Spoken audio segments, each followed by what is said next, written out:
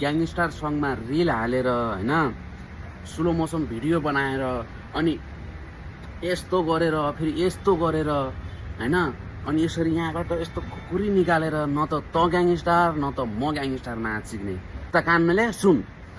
त्यसपछि दुईटा सलाम गोटी हान्छस् अनि जान्छस् कप्पन पार्क हैन विधवा सौदा अरे लालबाग आइजा मुझे हान्छु गर्छु चिने भन्छ।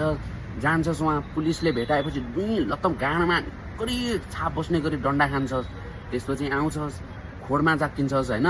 त्यसपछि कलमा आएर ग्रुपमा केटाहरूलाई जोडेर त्यसपछि हेलो मच्चा बस त्यही हो कि कन्नडाको बाँकी केही आउँदैन तिमीहरूलाई त्यही आउँछ। हेलो मच्चा यहाँ सुन न यार हामीहरूको दोष यस्तो यस्तो गएको छ जेलमा गएको छ पुलिसले हालेछ 50-60 हजार रुपियाँ लाग्ने अरे भनेर मुजी 10 औँला बिन्ती जोडेर नाचिने ग्रुपमा भुक्न आउँछस्। त्यो हो तेरो औकात बुझिस्। त्यो हो तेरो ग्याङस्टर औकात भनेको त्यही हो। मुजी ग्याङस्टर बन्नु छ भने माछिने चट्टै हान्के घाँटी बुझे। त्यो हो त्यसलाई भन्छन् ग्याङस्टर। मेरो पछाडिको ब्याकग्राउन्ड छ नि त्यस्तो ब्याकग्राउन्ड नबना मुजी पुरा ब्ल्याक बना ब्याकग्राउन्ड सामनेवालाले देख्दाखेरि पनि हेरोस् मुजी नदेखियोस् के पछाडिको ब्याकग्राउन्ड। तेरो पावर त्यस्तो हुनु पर्यो मुजी।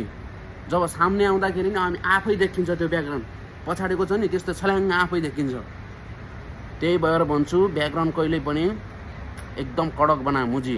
त्यसपछि त ग्याङस्टर भन्दैन म होइन म त जो यो खप खप खप गर्छन् तिनीहरूको गाँड हान्ने मेरो काम है।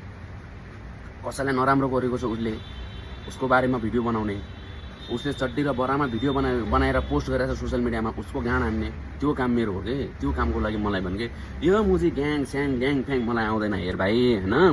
नाचिक्ने अब ग्याङ पावर त छ पावर त मुजी देख एकै हो यहाँ पढ्यो भने नि मान्छे राँगा ढङ्गलामा भन्नु छ त त्यो कहाँ भन्छ त त्यो दाइ के हो त्यसको नाम एकैछिन हाल्नु नै मान्छे पक्क ढल्छ त्यो